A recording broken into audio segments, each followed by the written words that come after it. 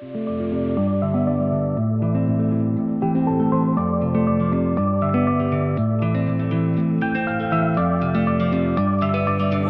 back, everybody, to Nain's Shorts. If you recognize the background, that is because we are here again in the basement of Physique Magnifique in South San Francisco, 387 Grand Avenue. Stop on by and visit us. This is our home. If you haven't watched, we did do a colleague conversation with the owners, Jim Wilson, as well as Futaba Takashima, his wife, and I say boss because he's just employee number one, even though he's co-owner of the gym itself.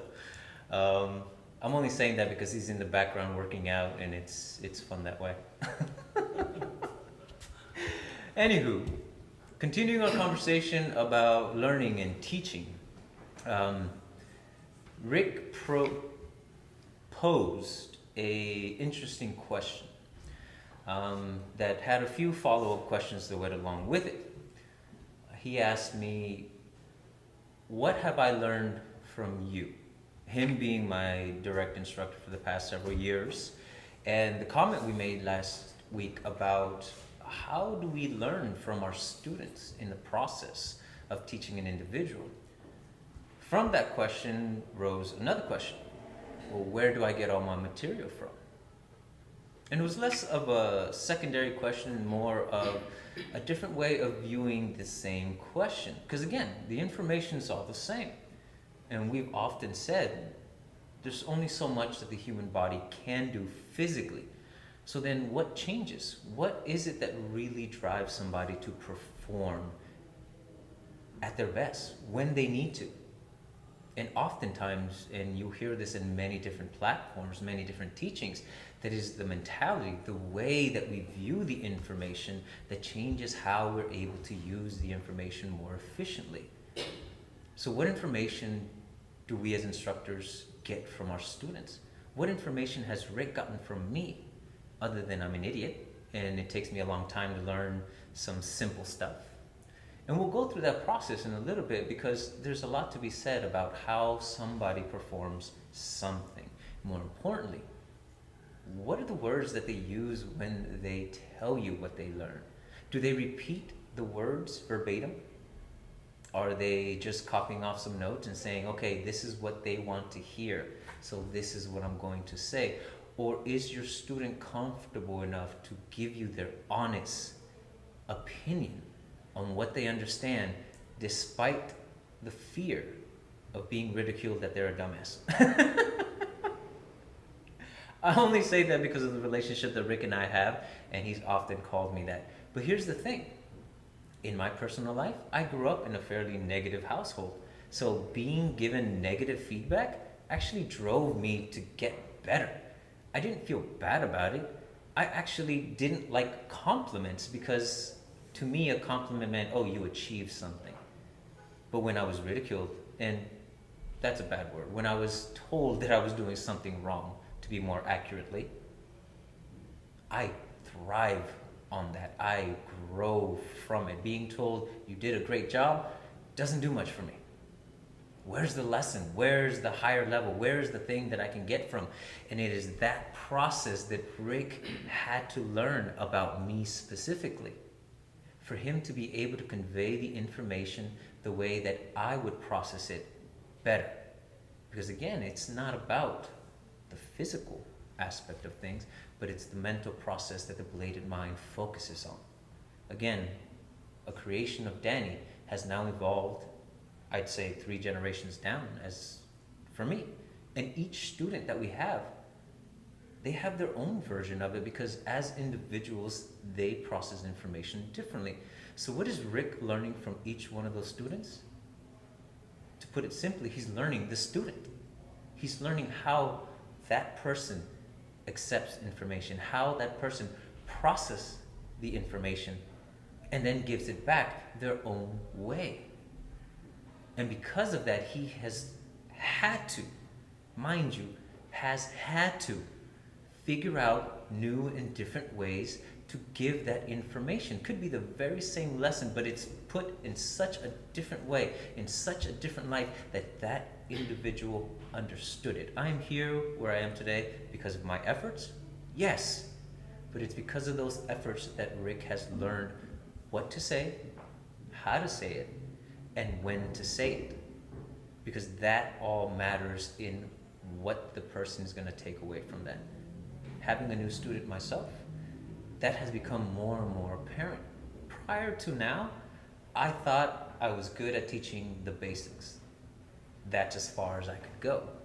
But seeing as how my student has taken in information and what they hold on to, what they forget, I'm starting to understand that I have a bigger responsibility and I have a lot more to teach that individual. Not, again, the physical things, the fighting part. Over time, that will be developed. But if I can get the mental aptitude to rise, the clarity of thought to become more solidified in his own mind, well, then the teaching process becomes faster and faster and faster. And I'll be able to learn that much more, because every time I get to a new lesson, it'll be like talking to a different person, because this changes. It has for me, and I see it in other students in other schools. But how does that actually look? So I actually want to invite Rick now to be in front of us so we can demonstrate what the difference is and how one thing could become something else. Hi guys. All right, so Back. yes. Now, Rick, have I said anything that is too out there or off mark in reference to No, your teachings? you're very spot on, because when I'm teaching, and it depends who I'm teaching, the lessons, even though they're the very same thing, sound differently to when you're watching me teach somebody, right? And it's like, hey, I never got that lesson. And then you look at it and you watch it, like, oh yeah, I remember that lesson. It's this presented this way. Right, and because of that, since you aren't this guy in front of me, I have a different student, I had to understand that each person and each individual is going to be different. On one, how they accept information and how they see what's being shown to them. Right. So because of that, I had to learn that individual, understand what makes them tick, and then try to come up with a lesson that is the same thing that I just taught you, but the way they could understand it. Right, because And it's not even, everybody says, oh, dumbing down for somebody. No, it's not dumbing it down. No. It's not that at all. It's the idea of speaking that individual's language. I was even going to say to the point of lowering yourself. Yeah, but I like the idea that I have to speak their language in the sense that, I like that better. right, it Yeah. sounds, instead of lowering me or, dumbing down to them, no, I think the idea is that once you and I speak the same language, then you can learn from me, or I can learn from you. The Tower of Babel, right? Everybody was very smart, but because they couldn't understand each other, nothing could get done. Yeah. So until you understand each other, nobody moves. But once I figured you out, then I could teach you. Then the real learning begins. But isn't the student at that point eager to take your information in because you are the instructor? Yeah, but one of the things that we say in the beginning of class always for a new student, we say the most important person in the room is them. Right. Right. So what But do I that's have to hard to grasp. A lot of people have difficulty, and do you believe that that's because of the miscommunication, or rather the lack of common? I think the reason why people don't like that or get, I don't know if they're turned off by it or whatever, but when I tell you you're the more important person in here, I'm telling you and I'm giving you permission to be you. But there's also a sense of responsibility in that. It's Then like, they have to say, oh, wait a minute, if I'm the guy, then I got to learn what's being given to me. So by me giving you all the control of what goes on in this class, why I have to learn you so that I can teach you better, for you to understand everything I'm doing, then I'm really catering to you and not to me. I already know this stuff. Right. I don't need to teach myself. I'm trying to teach you, the individual. So I have to do all the legwork in trying to figure you out. And and then He show makes it sound so arduous. right. But that's what we're doing, though, right? It is. I mean, if It you look is. at it, you say, "Oh, that is what we're doing." Yeah. I'm having to teach myself to learn enough about you so that I can give it information. When you and I first started, I gave you a lesson of 1 and 11. Beautiful. Right? That's where I wanted to go. I know, right? So if I touch you 1 and 11, what did I say? I said, okay, it comes down here, it drops down, you make a little turn, and then you bring it up here. So what did we do? We had 2 chambers, right? Chamber 1, it comes down at a 1 o'clock angle, switches over to the 11 o'clock angle, and comes back into the second chamber.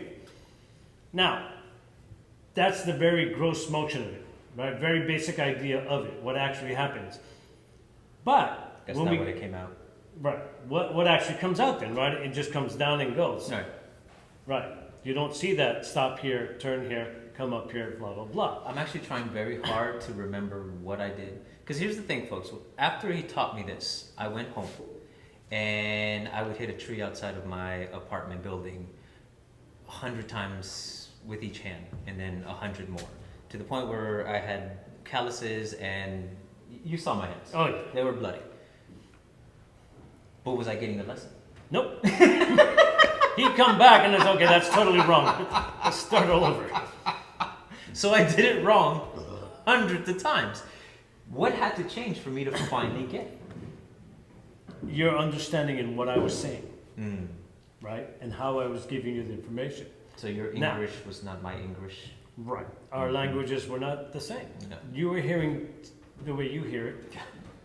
You know, and that was the problem. And I realized that. I said, okay, he's not understanding my dialect. Right? So what did I have to do?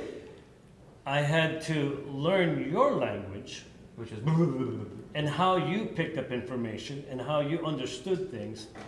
Then I could teach you. Then I started to say different things. But they all meant the same thing that what I taught you before. same lessons. Same lessons, but the way it came across was totally different. So what had to change? Okay, so when I came down and I did this, right? I said, okay, stop thinking of it as movement, right? I just said, yeah, I mean, it was like, it became more of, okay, look at what's happening with your muscles, your lats, and the way these arms, and when you I'm not drop just the on head, your face. and then you're going to hit my, oh, look at that, it's perfect. And you started to realize, oh, that's what you meant. Even though that's what I've been saying all along. I'm still gonna stick at your face. Yeah, right. And that's, no, look at the motion, The process then. and then it comes up, right? Now, that turn happens automatically, and there really is this shift that goes, right? But when we do it in regular speed, you don't see that, and it's still right. So, by understanding those little things, we changed the language, and we started talking the same lingo.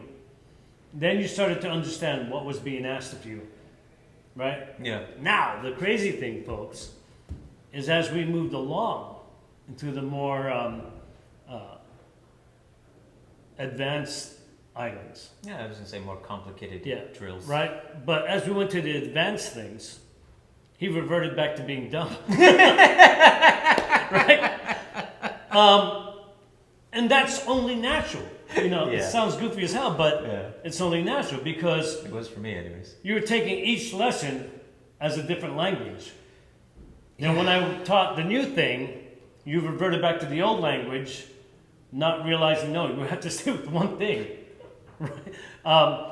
But because of that, then you started understanding. So now when we do a sombrata, you understood there's certain things that are happening that as it became, oh, the details are all in place.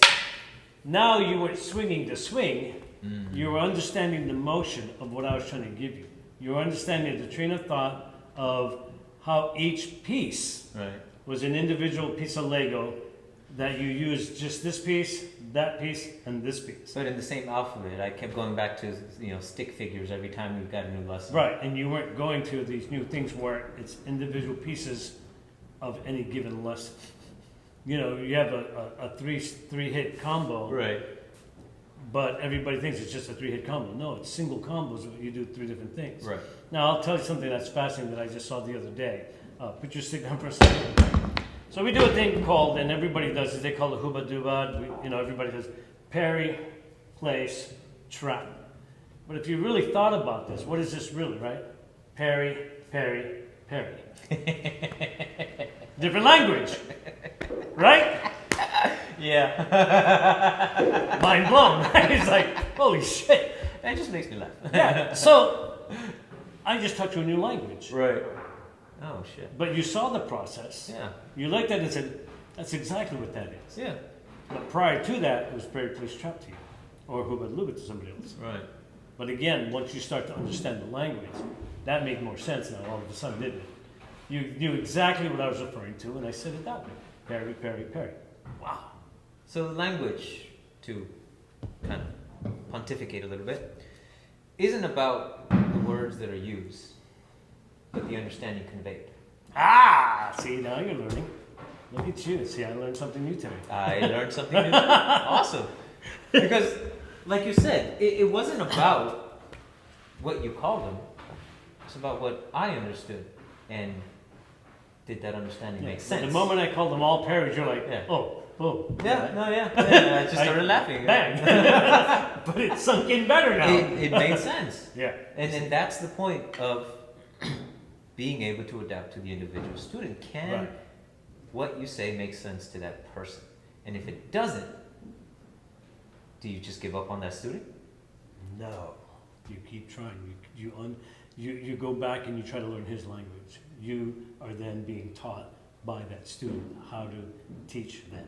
And then what happens? Like I said, You have to come up with different ways, of showing the same new thing. visions of the same thing, New evolutions of that lesson. of the teaching process Of the itself. teaching process itself, yes. And then you find things and you say, oh, let me try this with student B and student C. 70% of them got it. Well, what about the other 30%? Right. Do we give up on them? Nope. We go back and we work the rule. We continue repeat. Repeat the process, and every time the cycle's a little different. Right. And it has to. It should be. Yeah, because that individual or that other 30% Mm-hmm. doesn't understand that 70% way. Right. So we have to change. And is there a common ground? Sure, but you're never going to get 100%. No. You're going to get close, and then you just work with what you have. We had the one student who had a learning disability because he was dyslexic. Yeah. But did I give up? No. I figured out what was the problem. Then I said, okay, now we can teach. Oh my God, you got him to move like fluidly at his age. Yeah. So again, we don't need to give up. No. On our end, we just need to learn and then teach it properly. Always a student. Always a student. Thank you very much, You're Rick. very much That was welcome. awesome, See you later. awesome. Bye. So there you go. Now, as we've said many times in our videos, these are not scripted. These are impromptu. We may have discussions about topics beforehand, but we don't go through, oh, we're going to do A, B, and C. We have to say this, this, and this. Rather, we discuss ideas, and then I stand here in front of you, and I convey what I understand in real time. What you saw there, that was an actual lesson that Rick just gave me. Me, as an individual. What you should take away from this isn't your understanding of Hubat Lubat, but the process that was used to convey something that we call parry, place, trap into parry, parry, parry. And if you can get that, then it should open your mind to really look into what you have. Can you explain it in any way other than how it was given to you? Do you understand it well enough to be able to do so? And more importantly, the grand scheme of things and the way that the bladed mind is taught, do you understand that particular student enough to be able to convey it to them specifically? We've talked about the 3 points before about teaching. What you know, which should be very clear. What the student knows, which should be apparent if we pay attention. And what we know about that particular lesson, It's not about the three being divided, but rather how those three ideas blend together to create the individual lesson for the individual student. For me, it's been one hell of a process. And I appreciate all the effort that he's put forward. I'm not giving him all the credit because I worked my ass off too. But most of the time it was wrong and in the wrong direction. So he had to work that much harder to get me back in line. Again, just another conversation to be had. Thank you very much for joining me. If you haven't liked and subscribed, please do so. Share the videos. Get your friends to like and subscribe too. It helps out a lot. Till the next one. 3, 2, 1, cut.